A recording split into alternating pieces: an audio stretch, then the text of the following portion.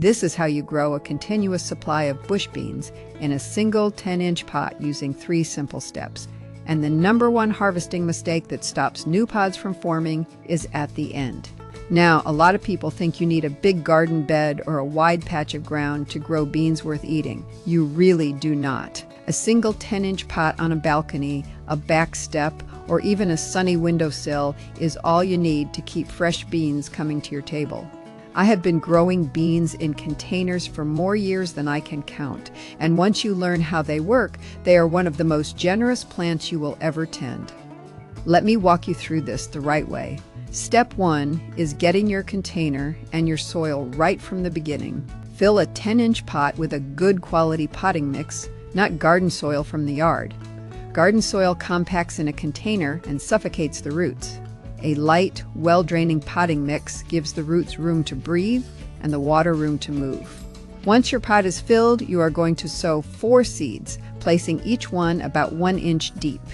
Arrange them in a loose square pattern so each plant has its own space, with roughly 3 inches between each seed. That spacing allows air to circulate around the leaves, which keeps disease from taking hold later on. Step 2 is feeding and watering with a little consistency. When your seedlings have come up and reached about 3 inches tall, work 2 tablespoons of organic granular fertilizer gently into the top of the soil. Do not bury it deep, just scratch it in lightly and water it through. Bush beans are not heavy feeders, but that early boost gives them what they need to set a strong round of pods. For watering, aim for about 1 inch per week. The best way to picture that is to water slowly and thoroughly, letting the moisture work all the way down to the lower roots rather than just wetting the surface.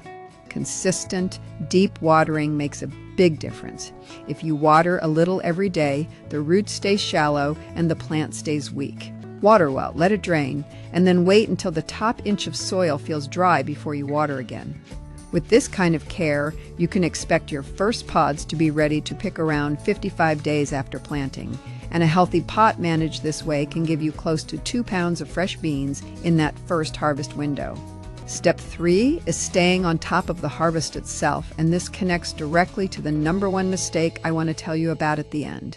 Keep checking the plant every few days once pods start forming. The more you pick, the more the plant produces. Now, here is the #1 mistake that stops new pods from forming, and I see it happen with gardeners of all experience levels. Most people reach in and pull the pods off the plant with their fingers. They give them a good tug and yank them free. What happens in that moment is that the force of pulling often tears the small flowering stem attached to the pod or bruises the tender tissue right around where the next flower was preparing to form. The plant reads that damage as a signal that something is wrong, and it slows down or stops producing new flowers altogether. You lose your next flush of pods before it ever begins. The fix is beautifully simple. Keep a small pair of clean scissors or garden shears nearby whenever you harvest.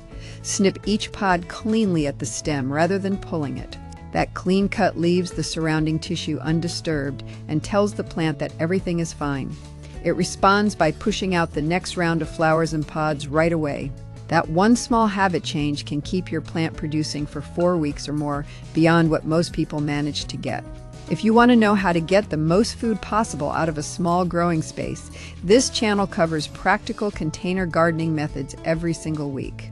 The tools and the techniques are simpler than most people expect, and the results genuinely speak for themselves.